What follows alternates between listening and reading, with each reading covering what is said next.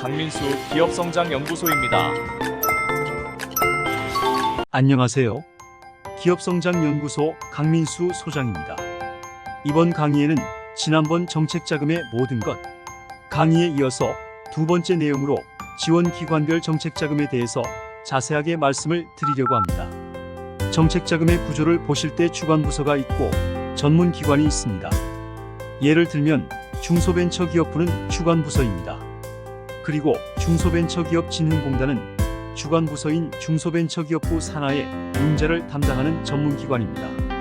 그래서 전문기관 이름을 알고 계셔야 그 기관 이름으로 우리가 자금을 신청하고 조달할 수 있게 되는 거죠. 이와 같이 우리 기업들이 속한 전문기관들이 여러 군데가 있습니다. 그래서 이들 전문기관별로 융자, R&D, 보조금에 대해 어떤 자금들이 있는지 상세히 알아보도록 하겠습니다. 일단 가장 대표적인 곳이죠. 중소벤처기업진흥공단입니다. 중소벤처기업진흥공단의 경우에는 대한민국에 존재하는 모든 중소기업들을 위해서 자금을 융자하는 또는 투자하는 기관으로 아시면 될 것 같습니다. 후반부에서 기획재정부 산하기관이 신보와 기보에 대해서 말씀드리겠는데요. 중소벤처기업진흥공단 같은 경우는 기업을 평가할 때 7이라는 숫자를 되게 중요시합니다. 그래서 회사가 설립되고 7년 이내의 기업이냐 또는 7년 이후의 기업이냐, 최근에는 3년도 만들어졌습니다. 그래서 3년차도 만들어졌는데 3년부터 10년까지의 기업이냐도 추가되긴 했는데 가장 기본적으로는 7년을 중심으로 7년 이내의 기업을 창업기업, 7년이 넘은 7년 이상의 기업을 신성장 기업으로 분류해서 자금 조달 방법 자체를 다르게 하고 있습니다. 그래서 일단 중소벤처기업진흥공단의 업력 7년 미만의 기업들이 받을 수 있는 자금들을 좀 설명을 드리려고 하는데요. 여기서 7년이라 하면 개인 사업자 같은 경우는 사업 개시가 7년 이내에 들어오시면 됩니다. 법인 사업자의 경우에는 사업자 등록증에 나와 있는 사업 개시일을 기준으로 하지 않습니다. 법인의 경우에는 등기부등본을 발급받으시면 회사 성립일이 나옵니다. 어떤 회사의 경우에 등기는 1년 전에 해놓고 사업은 지금부터 시작한다 라고 한다면 사업자 등록증이 나오는 시점은 벌써 우리 회사는 만들어지고 1년이 지난 기업이다 라고 보시면 되십니다. 특히 업력 7년 미만의 기업들은 운전자금 위주의 융자 지원금을 진행하다 보니까 7년 이내에 들어오고 안 들어오고가 사실은 상당히 중요한 역할을 합니다. 3년 전부터 변경된 것 중에 부채 비율을 볼 때 기존에는 업력 3년이 넘으면 무조건 부채 비율이 제한 비율에 걸렸을 때 지원하지 못했는데 21년부터는 7년 미만인 기업들의 경우에는 부채 비율이 업종별 제한 비율을 초과하더라도 신청할 수 있는 방법으로 변경이 됐습니다. 그래서 우리 회사가 7년 이내냐 아니냐가 상당히 더 중요해졌습니다. 현장에서 자금 관련해서 상담을 진행하다 보면 대표님 중에서 이런 말씀을 하시는 분이 계십니다. 우리 회사는 역사와 전통을 자랑하는 30년 넘은 회사입니다. 이런 말씀을 하시면 이 회사는 자금 조달은 쉽지 않겠구나 이런 생각을 합니다. 물론 안 되는 건 아니지만 기본적으로 7년 이내의 기업이 자금을 조달받기는 가장 좋습니다. 사람으로 치면은 미성년자일 때 우리가 19살까지 사람에서는 20이라는 숫자가 상당히 중요한데 19살까지는 미성년자이기 때문에 부모님이 용돈을 주십니다. 그것처럼 부모와 같은 정부에서 미성년자 같은 7년 미만의 중소기업엔 운전자금 위주의 대출을 해주게 되어 있습니다. 특히 남자들의 경우에 군대를 갔다 오고 나서 사회생활을 시작하면 부모님의 용돈은 더 이상 집행되지 않잖아요. 그리고 우리가 회사를 다니면서 받은 월급으로 오히려 기존에 받았던 용돈을 다시 갚는 상황이 발생하게 되는 거죠. 대신에 나중에 우리가 결혼을 한다고 할 때 부모님이 증여 등의 방법을 통해서 우리에게 집을 살 때 일부 지원해 주시는 경우들이 있는데 우리 기업의 경우에는 7년 이상 된 기업들의 경우에 운전자금은 대출 잘 안 해주고 시설자금 위주, 즉 집 사는데 융자를 진행해준다 라고 이해하시면 좋을 것 같습니다. 그래서 7년 미만의 기업들이 받을 수 있는 자금으로 청년 전용 창업자금 업력 3년 미만의 대표자, 만 39세 이하 직원들의 경우에는 만 29세 이하가 되게 중요하죠.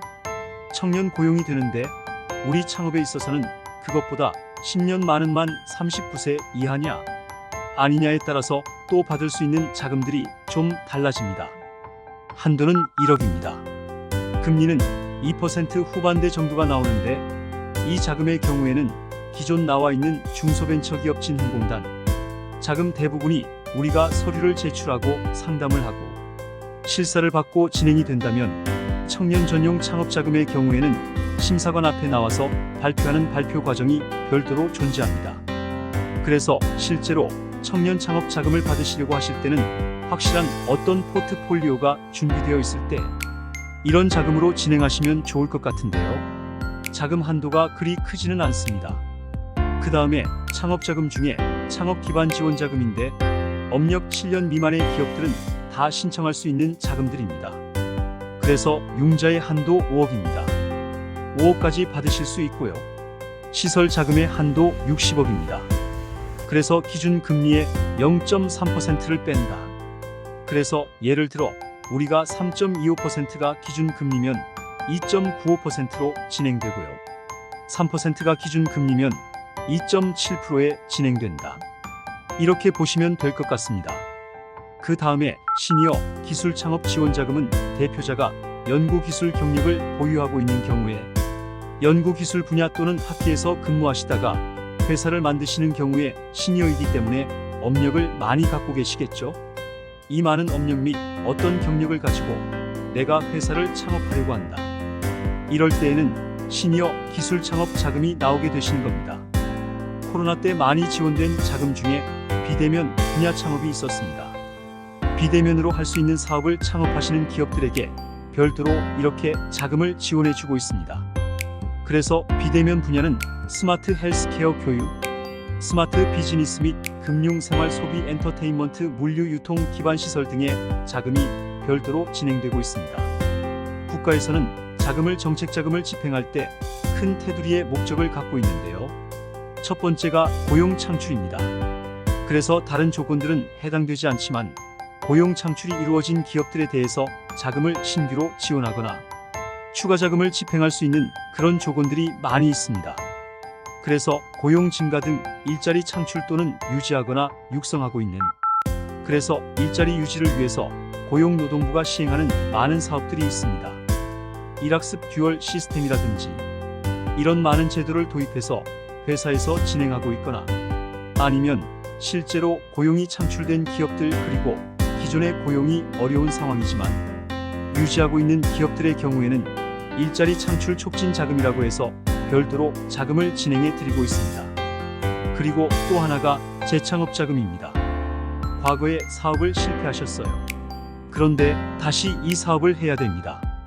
그래서 사업을 하실 때는 몇 년까지는 5천만 원 정도로 재창업 자금을 신청할 수 있었는데 5천만 원의 한도는 없어졌습니다. 현재는 5억까지 받으실 수가 있는데 단 재창업심의위원회가 열립니다. 그래서 심의위원회에 가서 내가 이렇게 기존의 사업을 실패했지만 이제 다시 사업을 시작해서 현재 이렇게 운영하려고 합니다.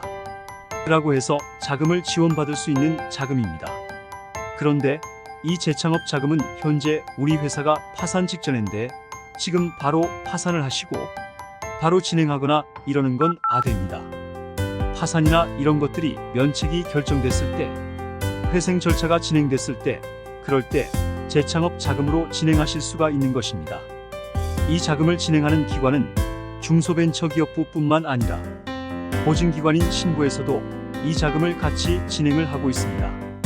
역시 금액은 둘 다 운전자금 5억에 기본적으로 중소벤처기업 진흥공단의 운전자금은 보통 일반적으로 5억을 한도로 하고 있고 시설자금의 경우에 60억을 한도로 하고 있습니다. 그 다음에 우리 회사가 기존에는 7년이 넘으면 특허를 이용한 자금 외에는 운전자금을 7년 이상 된 기업들이 받을 방법이 많이 없었는데 중간에 이제 가젤형 자금이라고 있었습니다. 그래서 3년이 넘었고 7년이 넘은 기업이긴 하지만 고용이 20% 이상 창출되거나 매출이 20% 이상 상승한 기업들의 경우에는 가젤형 자금이라는 자금이 집행이 됐었습니다. 그 자금은 45년 전에 없어졌습니다. 그러면서 새로 나온 자금들이 미래기술 육성자금과 고성장 촉진자금입니다. 미래기술 육성자금은 혁신 성장 분야를 영위하는 기업이라면 업력이 3년에서 7년 미만 또는 10년까지 가더라도 이 자금을 진행해 주겠다는 것입니다. 그러면 혁신 성장 분야는 뭐냐 하면 첨단 제조 자동화, 화학 신소재, 에너지 환경 지속 가능 건강진단 정보통신, 전기전자 센서 측정 지식 서비스 등이 포함됩니다. 그래서 이 혁신 성장 분야에 사업을 하고 계시는 기업들의 경우에는 미래기술 육성자금을 신청하실 수가 있습니다. 그런데 이 자금을 신청하실 때 나는 이러한 업을 하고 있으니까 업종이 해당되겠구나 생각하시면 되십니다. 그 다음에 기본적으로 신용 등급을 BBBB 마이너 정도 맞춰주는 그런 신용 등급 관리 작업도 필요합니다. 세 번째는 어떤 분야에 대해서 우리 회사가 좀 더 남들보다 낫다? 라고 하는 기술 연구소를 통한 연구 내용이나 아니면 우리 회사의 주력, 업종에 대한 특허 등이 보유되어 있다면 좀 더 유리하게 자금을 받을 수 있습니다. 그 다음에 고성장 촉진자금은 3년간 매출이 20% 이상 성장했다 라고 하는 기업인데 업력이 7년이 넘었지만 그럼에도 불구하고 매출이 성장하고 있는 기업이라면 이 자금을 신청하실 수가 있습니다. 그래서 이 자금도 조건은 약간 다른데 7년 미만의 기업 10년 안까지 받을 수 있지만 3년이 넘었고 7년 미만이다. 그러면 기준금리에서 0.2포인트를 깎아줍니다. 업력이 7년 이상이다. 그러면 기준금리가 적용됩니다. 그래서 역시 이 자금도 7년이 넘은 기업이 7년 미만의 기업보다는 조금 더 불이익을 당한다 라고 보시면 되겠습니다. 바꿔 말씀드리면 7년 미만의 기업이 좀 더 많은 혜택을 볼 수 있다. 이렇게 보시면 될 것 같습니다. 그 다음에 사업 전환 자금이 있습니다. 이건 기존부터 클래식하게 있어 온 자금입니다. 타업종으로 전환된 사업 전환 승인을 받은 경우에 받는 자금입니다. 예를 들어서 이 자금은 기존에 제가 하고 있는 사업이 어떤 사업인지 관계없이 그 업을 3년 이상 수행했는데 그 이후에 제가 제조 또는 서비스업으로 전환하려고 할 때 특히 최근에 불경기에 업종 전환을 꿈꾸시는 기업들이 많이 있으신데요. 이런 경우에 완전히 내가 사업을 바꾸겠다고 하는 완전 전환도 있고요. 기존에 내 업은 유지하면서 3년 동안 매출의 30% 정도까지 끌어올리겠다고 하는 승인을 받게 되면 바로 신청하는 것은 아니고 중소벤처기업부에서 사업 전환 승인을 먼저 받으셔야 되십니다. 승인을 받으신 이후에 진행하시는 자금입니다. 몇 년 전에 코로나 기간 때 자동차 부품 관련 기업들이 상당히 어려웠습니다. 그래서 그 기존에 갖고 계시는 설비도 되게 고가고 비쌉니다. 그런데 이걸 가지고 자동차 부품만을 갖고 가기 힘드신 기업이 어떤 경기도에 있는 기업이 있었는데 설비를 가지고 건설 부품을 만드는 그런 회사로 전환을 하겠다고 하셔서 산업 분류 코드가 아예 다릅니다. 그래서 이 경우에 사업 전환을 신청해서 자금을 조달했던 사례가 있습니다. 사업 전환 자금은 유예자금처럼 3년에서 10년으로 끝나는 것이 아니라 3년 이상 된 기업이면 10년이 넘었어도 관계가 없습니다. 그래서 사업 전환 자금도 신청하실 수가 있습니다. 그 다음에 업력이 7년 이상 된 기업이다. 7년 이상 된 기업인데 앞에 미래기술 개발이나 고성장 촉진에 포함되지 않는다. 그럴 때는 이때는 혁신성장 지원으로 시설 투자, 이때는 운전 자금보다는 시설 투자 자금 위주로 받게 되어 있습니다. 받게 되어 있는데 운전 자금이 같이 들어가 있습니다. 시설 자금 60억, 운전 자금 5억이 들어가 있는데 시설 투자라고 되어 있는데 이건 뭐냐면 시설 자금을 받으시면 그 설비가 들어온 이후에 기계 설비가 들어온 이후에 시운전을 하셔야 되잖아요. 그래서 이때 시운전에 필요한 자금을 5억 한도로 할 수 있다. 그런 내용이라 이해하시면 되십니다. 7년 이상 된 기업들은 그냥 시설 자금 위주로 보통 받게 된다. 이렇게 아시면 될 것 같습니다.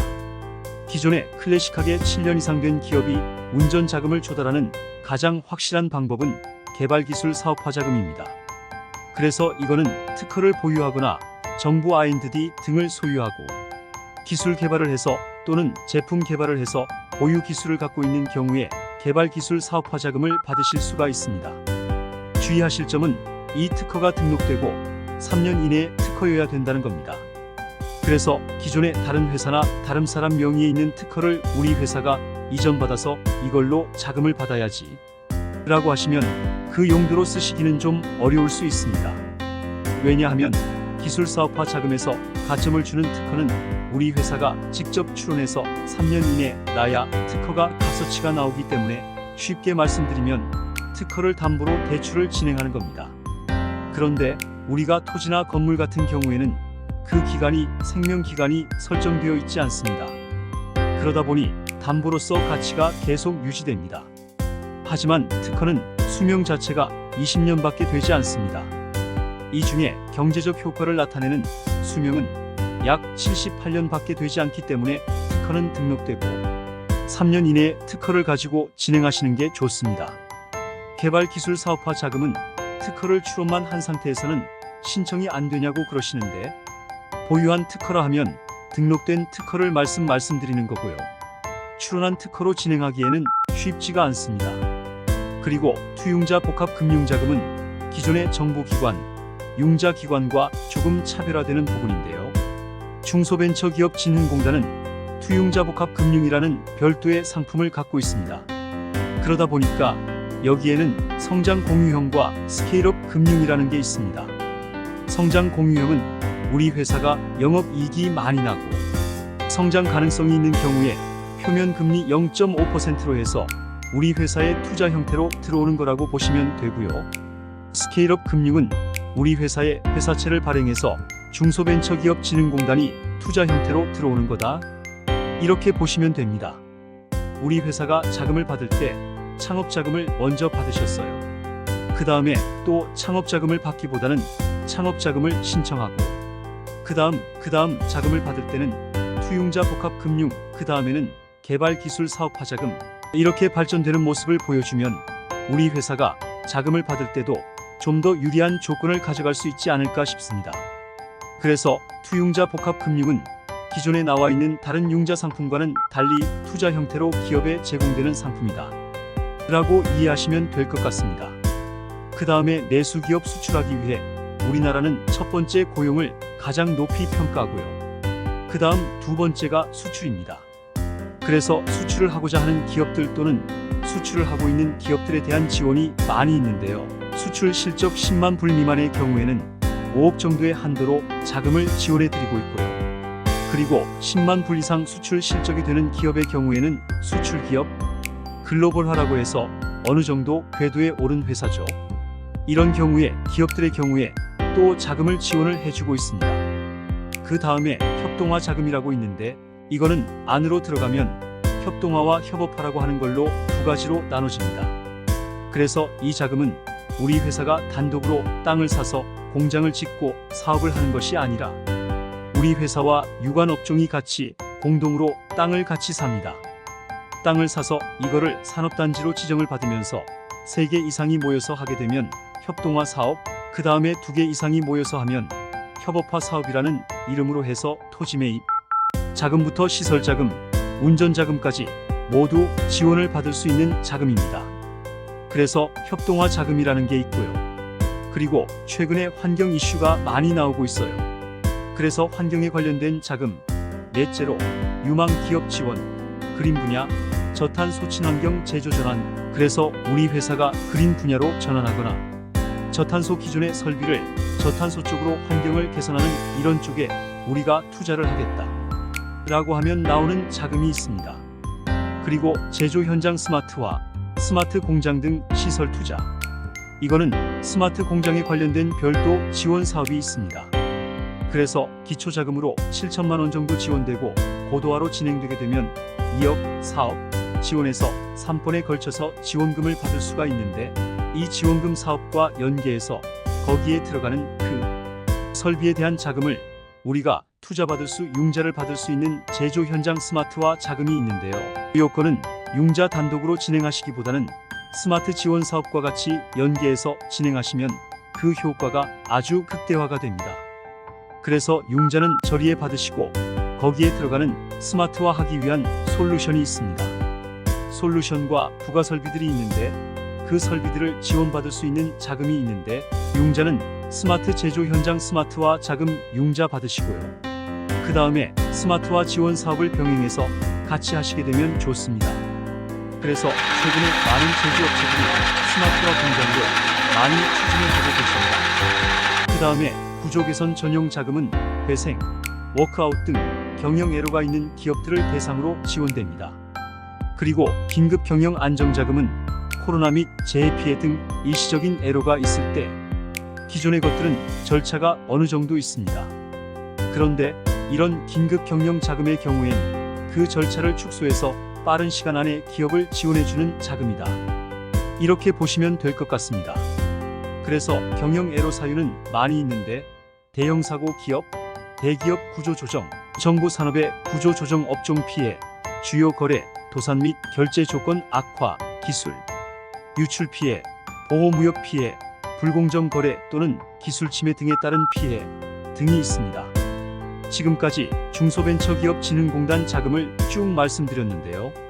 중소기업진흥공단 자금은 내가 사업을 하면서 발생할 수 있는 모든 경우의 수에 대해서 국가가 지원할 수 있다라고 얘기를 하고 있습니다. 그런데 중요한 것은 이런 자금들이 올해에도 많이 나왔음에도 불구하고 많이 못 받은 건 예산이 좀 부족했던 것도 있고요. 또 하나는 기업들이 기본적인 체력이 되어 있지 않아서 은행뿐만 아니라 중소벤처기업진흥공단도 자금을 지원할 때는요, 돈을 떼일 생각을 하고 지원하는 경우는 없습니다. 그러다 보니까 이 자금이 적절히 쓰여서 회사가 잘 돼서 이자도 내고 원금도 상환할 수 있는 기업이 우선이겠죠. 그러다 보니 실제로 지금 어렵지만 어느 정도의 재무 구조를 잘 맞춰놓은 신용등급을 맞춰놓은 기업들이 보다 많은 혜택을 받으실 수가 있는 것입니다. 그리고 5년 이내에 중소기업진흥공단에서 25억 이상을 받았거나 3회 이상을 받으셨다면 중소벤처기업진흥공단에 자금을 받으실 수 없는데 긴급경영자금 같은 경우는 그 횟수와 관계없이 투융자, 복합금융도 그 횟수와 관계없이 받으실 수 있는 자금이기 때문에 우리 회사의 상황을 잘 파악하시고 우리가 이 자금을 받을 수 있다면 신청하시는 것도 좋을 것 같습니다. 그 다음에 서울시 자금입니다. 서울시 자금은 서울시가 상담하는 자금이 아니고 서울신용보증재단을 통해서 대부분 진행이 됩니다. 그래서 서울시 자금은 굳이 아실 필요가 없습니다. 서울시 소재 기업일 경우에 우리 회사의 상황을 서울신용보증재단에 직접 방문하셔서 말씀하시면 상황에 맞는 자금으로 우지원을 받으실 수가 있습니다.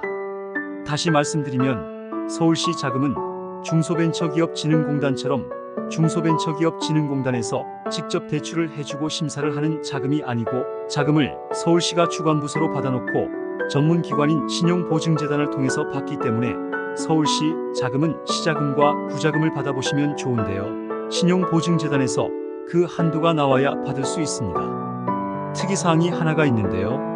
과거에는 서울신용보증재단을 거래하시면서 자금을 쓰시면서 신보나 기보 거래도 동시 거래가 가능했었습니다. 신보 또는 기보 물론 신보와 기보는 동시 거래가 되지 않았었습니다. 근데 2020년부터는 서울시와 신보와 기보의 자금을 한 것으로만 쓸 수 있게 지금 만들어 놨습니다. 그래서 만약에 서울신용보증재단에 자금을 쓰고 계시는데 소외자금을 받고자 하신다면 서울신용보증재단에 자금을 상환하시고 나서 기술보증으로 이동해야 되는 그런 내용이 있습니다. 그렇지만 서울시 자금이 약간 다른 자금에 비해서 좋은 건 뭐냐 하면 2차 보전 상품입니다. 그래서 기존에 만약에 신보에서 자금을 받으면 3.8%에 받는데 우리 서울시에서 받는 자금은 서울시가 이자 3.8%의 일정 부분을 예를 들어 1%를 지원해 준다고 하면 2.8%에 쓸 수 있는 자금입니다. 단 신보, 기보보다는 자금의 규모가 크지 않은 경우가 일반적입니다. 그래서 서울시 자금도 있지만 우리 회사가 자금을 저리로 쓰고 싶으면 서울시 자금도 괜찮고 중진공 자금도 괜찮은데 개인적으로 사업을 하시는 기업들이 서울시 자금을 작은 금액은 쓰시는 게 좋고요. 좀 큰 자금이 필요할 때는 중소벤처기업진흥공단 자금을 쓰시는 게 좋겠다고 추천을 좀 많이 해드리고 있습니다. 그 다음에 기획재정부 산하에 신보, 기보가 있습니다. 그래서 옛날에는 신보와 기보가 90년대까지는 동시 거래가 가능했습니다. 그래서 신보에서도 보증을 받고 기보에서 보증을 받았었는데, 신보하고 기보가 기획재정부의 같은 기관 소속이다 보니까 매출과 신용을 우선시하는 신용보증기금과 그 다음에 기술을 가장 중요시하는 기보로 나누어서 진행을 하고 있습니다. 그래서 기존에 우리가 기술평가를 대부분 기보에서 진행을 했고요. 신보에서는 보통 매출과 신용 또는 지식재산권을 보유했느냐 여부에 따라서 자금을 집행했는데, 3년 전부터는 좀 많이 바뀌고 있습니다. 그래서 과거에는 벤처를 인증해주는 확인하는 기관이 한국벤처캐피탈하고 기보하고 중소벤처기업 진흥공단이었는데, 2021년 2월 12일부터는 신보가 연구개발 벤처를 평가하게 되어 있습니다. 그래서 신보도 이제는 기술 분야도 같이 평가하는 기관으로 현재는 들어가게 되어 있습니다. 신보에는 많은 자금 종류들이 있는데, 일반 자금, 구매 자금, 시설 자금, 창업 자금 등등이 있습니다. 일반적으로 상담을 진행해 보면 신보를 많이 거래하실 텐데요. 신보 자금 중에 좀 특이한 자금을 말씀드리면 구매 자금입니다. 신보는 대한민국에 있는 모든 기업들을 다 보증서를 진행을 할 수가 있습니다. 기보 같은 경우는 기술이 있는 기업을 우선시해서 진행을 하게 되는데, 신보에서 특이한 자금은 BEB 구매 자금입니다. 그래서 이 자금은 법인의 마이너스 통장 같이 쓰신다고 보시면 됩니다. 옛날에는 한도가 좀 더 많이 컸었는데, 최근에는 한도가 많이 축소되긴 했지만, 그래서 우리 회사가 제품을 만들어서 판매를 하고자 하는데 이거를 지금 만들 자금이 없어요. 그래서 구매 자금을 쓰시게 되면 원부자를 구매하는 자금을 대출을 받고요. 이 물건이 판매가 되고 대금이 들어오면 다시 상환하면서 한도를 살리는 그런 자금이라고 보시면 될 것 같습니다. 그리고 최근에 전자상 거래업이 많이 활성화되고 있어서 전자상 거래에 대해서 이렇게 대출 보증을 하는 별도의 상품도 나와 있습니다. 크게 운전자금과 시설자금, 제가 중소기업진흥공단 자금 말씀드릴 때 대한민국의 자금은 크게 운전과 시설입니다. 말씀을 드렸었는데, 기술개발 자금도 어차피 운전자금과 시설자금으로 나눠집니다. 그런데 신보자금도, 신보는 보증기관이기 때문에 자금을 주진 않지만 운전자금과 시설자금으로 이렇게 나눠져 있다고 보시면 되고요. 특이한 거는 태양광 발전 시설자금 보증이라고 해서 태양광 관련 자금이 따로 있습니다. 그 다음에 선박에 관련된 자금이 별도로 있습니다. 그리고 창업자금으로 예비창업 보증이라는 게 있습니다. 기보와 신보 둘 다 있는데요. 이 자금의 경우에는 우리가 사업자 등록증을 내고 가서 사업을 시작했습니다. 자금을 빌려주세요. 그러면 신보, 기보, 신용보증재단 공의 매출이 얼마 나왔느냐, 이런 것들을 볼 수밖에는 없습니다. 그런데 우리가 상당히 좋은 아이디어, 그리고 내가 여태까지 몸담았던 회사에서 내가 연구, 개발하고 판매했던 그런 제품들에 대한 많은 아이디어를 내가 갖고 있고 사업 아이템을 갖고 있는데, 이 사업 아이템을 가지고 기보와 신보를 찾아갑니다. 그래서 나는 이런 사업을 하려고 하고 나는 동종 분야에 어느 정도의 경력이 있습니다 라고 얘기를 하게 되면 이렇게 예비창업 보증자금이라는 게 나오게 됩니다. 예비창업 보증자금은 사업자 등록증이 나오기 전에 금액이 결정되고요. 사업자 등록증이 나오고 통장이 나오면 통장이 개설되면 통장으로 바로 입금을 해주는 그런 자금이라고 보시면 되십니다.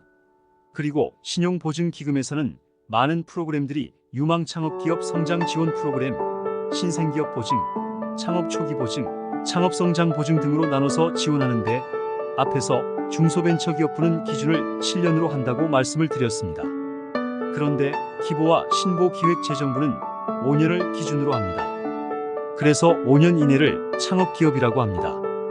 업력이 5년이 넘으면 신성장기업이라고 하는데, 이때 창업 초기 5년까지를 창업 초기라고 하고요. 창업성장 보증은 5년이 넘은 기업들에 대해서 이렇게 보증을 해주는 기업입니다. 그 다음에 퍼스트 펭귄형 창업기업 보증이라는 게 있습니다. 기존에 기보에서 하던 벤처하고 같은 의미라고 보시면 되십니다.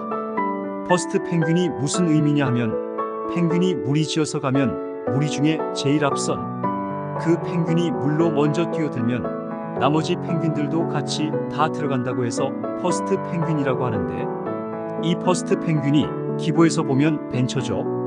그래서 이 퍼스트 펭귄형으로 지정이 된 기업들의 경우에는 세개 년도로 나눠서 자금을 지원해주는 프로그램도 운영이 되고 있습니다. 실제로 제조업 분야가 아닌 지식 기반 분야 쪽에서는 이 자금을 많이들 활용하고 계십니다. 그 다음에 대한민국에서는 첫 번째 고용, 두 번째 수출, 세 번째 수입 대체가 최고로 쳐주는 분야인데요. 수출 관련해서 수출하는 기업들에 대해서 우리 회사가 수출 희망 기업이냐, 아니면 수출 실적이 100만 불 이상이냐, 이하냐, 500만 불 이상이냐, 이하냐에 따라서 신고해서 수출 관련 자금으로 진행을 해주고 있었습니다. 실제로 기업이 자금을 조달받으실 때 한도 계산하는 방법이 있는데, 한도를 계산한 이후에 추가로 한 10% 정도 더 받을 수 있는 게 수출. 기업의 경우에는 별도로 가점을 통해서 자금을 조달하실 수 있는 사례도 있습니다. 그리고 또 수출하는 기업들에 대해서 수출 실적에 따라 다양한 자금들이 계속 나오고 있습니다. 그래서 정책 자금은 수출, 고용, 수입 대체 세 가지가 가장 큰 틀이다, 이렇게 보시면 될 것 같습니다. 현장에서 기업을 상담하게 되면 그 회사에 맞는 프로그램으로 추천을 해드립니다. 우리 회사는 어떤 자금을 받을 수 있으니 어떤 기관에 가서 보증을 요청하시라고 이렇게 조언해 드리고 있습니다. 그리고 사회적 기업에 대한 것도 많이 나오고 있는데, 사회적 나눔 보증, 협동조합 희망 보증, 그 다음에 마을기업 두레 보증 등에 대해서도 진행을 하고 있습니다. 스마트 융합 보증은 중소기업진흥공단에서도 해당되는 자금인데요. 신부에서는 스마트 공장 관련해서 신부에서도 중진공처럼 지원사업과 같이 연계해서 진행하면 가장 좋다 라고 되어 있습니다. 그래서 우리 회사가 스마트 시설을 도입할 때는 지원사업과에서 중소기업진흥공단으로 가실 수도 있고 신용보증기관 기금으로 가실 수도 있다, 이렇게 보시면 될 것 같습니다. 그리고 지식재산보증, 이건 원래 기보에서 주로 담당했던 업무였는데 신부에서 진행하고 있습니다. 우리 회사의 특허권 등을 이용해서 그거를 담보하거나 사업화 비율에 맞춰서 자금을 진행해 줬었는데, 신용보증기금도 몇 년 전부터 이걸 진행을 하고 있습니다. 그리고 특이한 것 중에 하나가, 대출은 일반적으로 매출액의 제조업 기준으로 매출액 곱하기 25에서 30% 정도가 신용대출 한도를 라고 보시면 되십니다. 그리고 회사에 특허가 있으면 30% 정도 한도가 추가됩니다. 그리고 혁신형 기업이 되면은 60% 정도 추가됩니다. 그래서 매출액의 최고 100%까지 자금을 조달할 수 있다 라고 하는 공식이 있는데, 우리 회사가 계속 커가고 있습니다. 그래서 기간도 많이 지났고 회사 규모도 많이 커졌는데 대출 한도는 전부 소진이 됐어요. 이런 경우에 매출을 기반으로 하지 않고 자산을 기반으로 해서 국가가 기획재정부가 회사채를 발행하는 방법이 있습니다. PCBO라고 하고 유동화 회사 보증이라고 하는데, 이를 통해서 더 이상 대출이 진행되지 않는 기업들의 경우에는 이 회사채 발행 방식으로 자금을 조달하고 있는데, 신용등급은 BBBB- 이상이라고 되어 있습니다. 근데 역시 이것도 신용등급이 중요한데요. 실제로 저희가 컨설팅 현장에서 보면 그래도 신용등급이 BBBB 플러스 정도 되는 기업이 가장 많이 성공하고 있다, 이렇게 보시면 될 것 같습니다. 그래서 지금 더 이상 자금 조달이 쉽지 않은 기업이 재무관리를 잘해서 BBBB 플러스 이상 정도 또는 BBBB 이상만이라도 유지하신다면 이렇게 회사채를 발행하는 자산유동화 증권을 신청하시는 것도 좋을 것 같아 보입니다. 물론 기업이 아직 영세하거나 작은 기업들의 경우에는 자산 규모가 크지 않아서 이 자금을 신청하기보다는 대출을 하시는 게 좋고요. 자산을 많이 구비하고 업력이 오래된 기업들의 경우에는 이렇게 자산 유동화 증권을 활용하시는 것도 좋을 것 같습니다. 그리고 M&O 보증과 재창업 지원 보증은합해서 중소벤처기업진흥공단에도 재창업에 대한 대출 상품이 있었는데, 신부에도 똑같이 재창업 지원 사업이 있습니다. 다음은 기술보증기금에 대해서 살펴보겠습니다. 기본은 신보와 거의 내용이 똑같다고 보시면 되는데, 특히 기본은 기술평가기관입니다. 그러다 보니까 IP 관련 지식재산권에 대한 대출이 많이 있습니다. 그리고 앞에서 말씀드렸던 예비 창업 그리고 청년 창업만 39세 이하의 경우에 특히 예비 창업에 많은 혜택을 주고 있고 신보와는 거의 비슷하다. 이렇게 보시면 될 것 같습니다. 특히 기보에서는 기술 쪽에 경력이 있는 만 40세에서 59세 이하의 대표님들의 경우에 별도로 보증을 진행하는 게 있습니다. 그리고 마이스터 기술, 창업 프론티어 기술 이런 많은 상품들이 있는데 이런 상품들이 결국에 내가 그 정도의 업력을 갖고 있느냐, 내가 그런 아이템을 갖고 있느냐, 특허를 갖고 있느냐가 결정하는 거고 내가 어디 출신이냐에 따라서 그 자금의 보증의 성격이 조금 달라지고 있다. 이렇게 보시면 될 것 같습니다. 그리고 창업 5년 이내의 기업이 처음으로 받을 때는 굳이 방문하지 않고 원클릭 보증으로 그 자금을 조달하실 수가 있습니다. 그 다음에 국내 복귀 기업 우대 보증이라고 해서 중국이나 베트남이나 인도네시아로 진출했던 많은 기업들이 지금 FTA 때문에 또는 고용에 어려움이 있어요. 중국 같은 경우는 이제 교육열이 많이 높아지면서 인건비를 싸게 할 수 있는 상황이 아닙니다. 그러다 보니 해외에 나갔던 기업들이 다시 유턴해서 국내로 복귀할 때 그 지원을 해주는 그런데 그 기업들이 국내 기반이 없다 보니 자금을 조달하기가 쉽지가 않습니다. 그래서 기존에 해외에 나가 있던 기업이 다시 국내로 복귀할 때 지원해주는 자금을 별도로 기본은 운영을 하고 있습니다. 그리고 이렇게 기술 우대 보증, 수출 거의 비슷하다, 신보와 거의 대동소이하다 이렇게 보시면 될 것 같습니다. 특이한 게는 특허에 관련해서 신보는 지식재산권이 있으면 대출을 해주겠다는 내용으로 보증을 서주겠다는 의미였다면 기본은 특허 가치 평가를 합니다. 그래서 가치평가 기관이기 때문에 발명진흥회와 기술보증기금은 특허를 평가할 수 있는 기관입니다. 그래서 이 특허 가치가 얼마 정도의 가치가 있다를 평가해서 거기에 맞춰서 특허 사업화하는 자금, 그리고 담보하는 자금을 진행할 수 있다. 그리고 일자리 창출 관련 보증은 기보와 신보에 똑같이 있었습니다. 그래서 스마트 공장도 똑같이 쓰고 해서 신보와 기보는 거의 내용이 똑같은데 좀 다른 부분이 있다면 기술을 좀 더 많이 보는 부분이 기보다. 그래서 우리가 하는 업이 제조인데 특별한 아직 기술은 없고 임가공 정도라고 한다면 기보보다는 신보를 거래하시는 게 좋습니다. 반면에 우리 회사는 상당히 약간 아이디어가 들어간 그런 기술적인 변별력이 있는 기업이다 라고 판단되시면 기보로 가시는데 이 변별력을 뭘로 보여줄 수 있냐면 결국은 특허가 가장 유리할 거고요. 기업 부설 연구소를 통해서 연구개발 성적을 낸 것도 가장 중요할 것 같습니다. 그 다음에 문화산업 완성 보증이 있고요. 재기 지원 보증은 앞에서 재창업에도 있었죠. 그 다음에 정책자금 원스톱 지원 등등이 있습니다.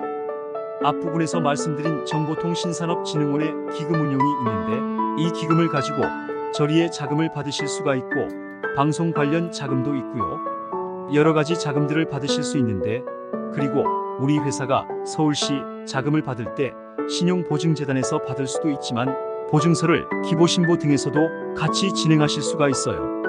정책자금은요, 큰 틀에서 보시면 딱 3가지 소스가 있어요. 소스는 첫 번째는 한국은행입니다. 한국은행에서 자금을 금융기관에 줘서 어차피 중소기업진흥공원 공단 자금을 제외하고는요, 다 은행을 통해서 받습니다. 그러다 보니 이렇게 직접 금융기관에 돈을 보내줘서 받을 수 있는 한국은행 자금이 하나 존재하고요. 또 다른 하나는 정부가 주체가 돼서 정부에서 중소벤처기업진흥공단을 통해서 이렇게 대출을 수행하는 두 번째 방법이 있고요. 세 번째 방법은 일반 예금자의 예금을 기반으로 해서 자금을 지원하는 보증사라든지 아니면 2차 보전상품 서울시 자금 같은 경우가 2차 보전상품인데 이렇게 받을 수 있는 3가지 상품이 있어서 한국은행과 정부와 민간 예금을 기반으로 하는 이 3가지로 나눠져 있습니다. 특히 한국은행의 경우에는 금융기관을 중심으로 단위로 해서 돈을 나눠주고 있는 시일이라는 자금이 있는데 업력 7년 미만이면서 기술력이 우수한 기업이면서 특허를 보유하거나 신기술이 있거나 이노비즈가 있거나 벤처가 있는 기업들에 대해서 지원하는 자금이다. 이렇게 보시면 될 것 같습니다. 시인은 지역 본부별로 배정이 되어서 신용 등급이 우수하고 그리고 약간의 가점용 기업 지역마다 약간 다릅니다. 그래서 지역별로 나오는 자금인데 시인은 서울은 제외이기 때문에 서울은 시일만 보시면 되십니다. 이와 같이 한국은행에 두 가지 자금이 있는데 이 자금의 특징이 뭐냐 하면 구조가 한국은행에서 금융기관에 코로나 때도 자금 빌려줬죠. 원래 0.75%의 돈을 지원을 하면 일선에 있는 여신기관들이 기업에 대출을 할 때 거기에 리스크를 감안해서 이유를 붙여서 이몇 퍼센트의 대출을 진행하게 되는데 지난번에 2.75% 하던 걸 2.5%로 전부 낮췄습니다. 낮춰가지고 지원을 했는데 실제로 신문에 나온 걸 보니까 한 은행이 4조 4천억 중에 2조 5천억을 진행했는데 그 금리를 평균을 내봤더니 2.91%로 나왔어요. 결국에 한국은행의 자금이 여신기관으로 와서 우리까지 오는 이 정보는 맞았는데 그걸 받는 기업들의 체력이 좋지 않았다는 거죠. 그래서 체력을 확보해서 그 금리를 낮추는데 기업이 적극적이어야 되겠죠. 은행의 입장은 그렇습니다. 은행이 자금을 집행하는데 그 리스크를 감안해서 우리가 2.91%까지 갔다 라고 말씀을 하시는데 실제로 나라에서 0.25%에 줬을 때는 보다 싼 금리로 우리 기업들에 도착이 됐어야 되는데 실제로 우리 기업이 생각한 것보다는 높은 금리로 조달이 된 건 사실이었죠. 그래서 한국은행의 자금은 적극적으로 우리가 은행에 요청하셔야 받을 수 있는 자금이다 라고 생각하시면 좋겠습니다. 은행에서 굳이 한국은행 자금을 많이 들어보진 않으셨을 거예요. 많이 추천해 주진 않으시는 것 같아요. 그 다음에 소상공인 진흥공단이 있고요. 여기서는 성장 기반 자금의 소공인 특화자금 아까 초두에 말씀드린 제조업을 영역으로 10인 미만의 사업장의 경우에는 직접 대출 소상공인 시장진흥공단에서 직접 기업으로 대출을 해주는 자금입니다. 소공인 특화자금 중에 자동화 설비 이것도 역시 스마트 공장 관련이죠. 그래서 자동화 설비 스마트 공장의 일부이긴 하지만 제조업을 영위하는 10인 미만의 자동화 설비를 도입하여 운영 중이거나 예정인 경우에 시에서 자동화 설비에 대해서 1.95%의 자금이 나옵니다. 이거는 지방자치단체별로 다른데 소상공인은 전국적으로 같이 나오는 자금이라고 보시면 되고요. 성장 촉진 자금 업력 3년 이상이며 자동화 설비 도입하여 운영 중에 도입 예정인 소공인. 그래서 요것도 직접 대출과 대리 대출 두 가지로 나눠집니다. 직접 대출은 소상공인 진흥공단에서 직접 주는 거고요. 대리 대출은 은행을 통해서 받는 거다. 이렇게 보시면 되고요. 혁신형 소상공인 자금 그래서 혁신성 및 사업성이 우수한 소상공인 직접 대출 1.75%. 소상공인 진흥공단 자금은 금리가 그리 높지 않은데 직접 대출이기 때문에 그렇고요. 소상공인 진흥공단에서 일부 자금만 직접 대출이고 대부분의 일반 자금들은 자금 종류는 많습니다마는 실제로 모두 보증서가 들어와야 되는 자금들이기 때문에 이 자금들에 대해서는 그냥 신용보증재단이나 이런 곳에 문의하신 자금하고 똑같다. 이렇게 보시면 될 것 같습니다. 컨설팅 현장에서 가장 만족도가 높았던 자금 중에 하나가 중진공을 제외하고는 한국환경산업기술원 자금입니다. 한국환경산업기술원의 자금은 환경 관련 업을 하시는 재활용이나 환경 관련 업을 하시는 대표님들이 받으셨을 때 금리면이나 규모면에서 가장 효과를 많이 보셨던 자금입니다. 한국기계산업진흥회라는 곳이 또 있는데 여기서는 기존에는 중고기계를 매입하는 경우에 이 자금을 받을 수 있었습니다. 저리로 근데 최근엔 바뀌어서 중고기계를 수출하는 때만 이 자금을 별도로 진행을 해주고 있습니다. 그리고 정보통신산업진흥원의 이런 개발자금이라든지 한국전기업진흥의 개발자금, 그 다음에 한국산업안전관리공단의 시설자금, 제조하시는 대표님들이 많이 익히 쓰고 계시는 자금들인데 이런 자금들이 있다 라고 보시면 될 것 같습니다. 다음은 R&D 자금입니다. R&D 자금은 매년 증가 추세입니다. 그래서 R&D 예산은 27조에서 29조 원 정도 책정되어 나오고 있습니다. 그런데 R&D를 앞에서도 말씀드렸지만 많은 기업들이 받으실 것 같지만 실제로 많이 못 받고 계십니다. 그 이유는 구조를 잘 모르셔서 그러합니다. R&D를 수행할 때는 과제라는 이름으로 나오는데 세 가지 형태입니다. 그 중에서 자유응모 과제라는 게 있습니다. 내가 갖고 있는 기술을 이런 거 만들 줄 알고 이런 기술을 갖고 이런 공정을 혁신하려고 한다 라고 자유롭게 얘기해서 받을 수 있는 지원금이라고 보시면 되는데, 일반적으로 창업기업 7년 미만의 기업들이 보통 받을 수 있는 지원금입니다. 품목 지정 과제는 OA 관련 제품 이렇게 하면은 전체를 보는 건데, 그 중에서 이렇게 포인터 관련 제품 이렇게 특정 품목을 지정해서 들어오라는 얘기입니다. 그래서 내가 지금 식품을 만드는 기업이면 이 포인터를 만드는 과제엔 들어올 수가 없죠. 그래서 이렇게 품목을 지정하는 과제가 있고, 지정 과제는 아예 포인터라고 딱 지정해서 하는 과제인데, 이런 과제들 같은 경우는 업력이 좀 오래된 기업들이 갈 수 있는 과제다 이렇게 보시면 될 것 같습니다. 중소벤처기업부 산하에는 중소벤처기업진흥공단이 융자를 담당하고 있다면 R&D를 담당하는 기관이 따로 있습니다. 중소기업 기술정보진흥원이라고 하는데 이곳에서 R&D를 담당하고 있고요. 여기에는 창업과제 보시면 여기에 자유공모, 품목 분야 지정, 자유공모 이렇게 나옵니다. 그래서 창업 7년 미만의 기업들이 받을 수 있는 과제가 있습니다. 디딤돌 창업과제라든지 전략형 창업과제, TIPS 과제 이렇게 운영이 되는데, 특히 특이한 것은 여기 첫걸음이나 또는 여성 기업들의 경우에는 여성 기업은 별도로 과제가 진행이 되고 있습니다. 우리 정책자금은 여성에 대해서 많은 혜택을 주고 있기도 하고 많은 페널티를 주기도 하는데, 특히 R&D 쪽에서는 많은 혜택을 주고 있습니다. 일반적으로 우리가 받는 자금의 80%, 필요자금의 80% 정도를 지원해주는 자금들이 가장 많이 있고요. 디딤돌 같은 경우 최대 1년에 1억 5천, 전략형은 최대 2년에 4억, TIPS 과제는 최대 2년에 5억까지 받을 수 있는 자금이다 라고 보시면 될 것 같습니다.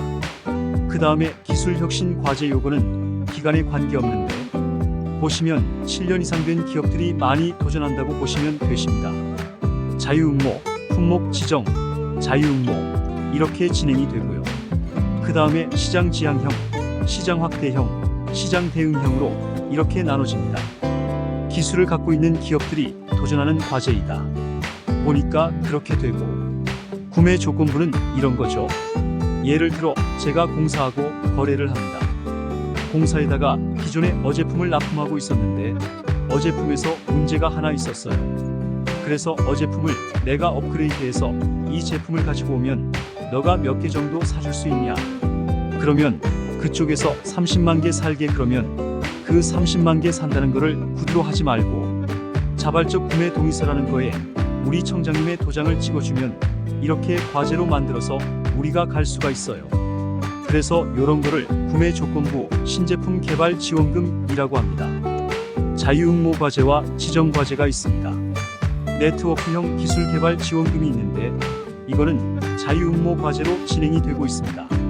다음은 소상공인자 영업자를 위한 것들이 있는데, 요거는 금액도 작고 기간도 그리 길지 않은 이런 작은 과제들이 있는데, BM 비즈니스 모델에 대해서 우리가 도소매와 음식, 숙박, 운수업종이 제품을 개발하고 기술을 개발하고 공정을 혁신하기 쉽지가 않으니까 BM 비즈니스 모델을 개발하는, 기획하거나 개발하는 데 들어가는 지원금을 주는 것들입니다. 그 다음에 생활혁신에 관련된 기술을 개발하는데, 이거 진단을 기획하고 기술을 개발하는데 역시 작은 금액이겠죠. 기간도 짧고 작은 금액으로 지원을 하고 있습니다. 최근에 굉장히 빠른 속도로 많이 활성화되고 있는 AI 기반 고부가 신제품 기술 개발 과제도 있고요. 빅데이터 기반 서비스 개발, 그리고 예비 가젤형 기술 개발. 지원금은 최근 매출이 많이 성장한 기업들에 대해서 성장한 원동력에 들어가는 기술들 있죠. 이 기술들을 더 개발하려고 할 때 지원해주는 지원금입니다. 스마트 센서 선도 프로젝트는 스마트 공장을 도입하는 기업들의 솔루션들이 들어가야 되는데, 이 솔루션을 만드는 기술을 개발하는 기업들이 도전할 수 있는 과제가 되겠습니다. 또한 스마트 공장 과제들이 많이 있습니다. 그리고 경기도 같은 경우는 경기 테크노파크나 대진 테크노파크가 있는데, 서울에는 서울 테크노파크에서 또 별도로 지원금이 중앙정부가 주는 게 있고요. 그리고 이렇게 지방정부에서 또는 서울이나 지방정부에서 주는 자금이 별도로 진행되고 있습니다. 그래서 두 개 다 별도로 진행하실 수가 있는데 스마트 공장 신규 구축이라든지 스마트 공장 고도화라든지 기술 닥터 사업, 맞춤형 지원 사업, 수출 새싹 기업 지원 사업, 바우처 지원 사업, 우수 기술 사업화 지원, 이러한 사업에 대해서 이렇게 지원 자금들이 별도로 진행되고 있다라고 보시면 될 것 같습니다. 대표님들께서 이렇게 수많은 자금이나 지원금을 아실 필요도 없고 상세히 말씀드릴 필요도 없다고 생각됩니다. 지금 상세하게 다 설명드리기보다는 이렇게 타이틀을 알고 계시면 내가 요번에 스마트 공장을 하는데 서울에 소재하니까 서울 테크노파크에서 받을 수 있고 중소기업진흥공단에서 융자를 받으면서 앞에 나왔던 다른 기관들을 통해서도 지원을 받을 수 있겠구나 라고 판단하시면 제일 좋을 것 같습니다. 다음은 소상공인진흥공단 자금입니다.